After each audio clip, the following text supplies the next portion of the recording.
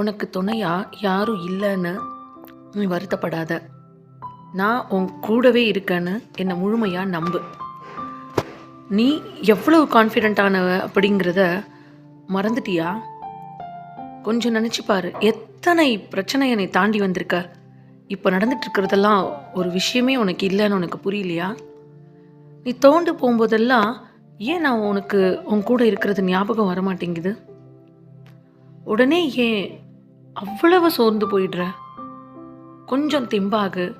உனக்கு ஒருவரும் இல்லை என்று கவலைப்படாதே. நிமிர்ந்து 1000 உறவுகளால் தர முடியாத பலத்தை உனக்கு நான் தருகிறேன்.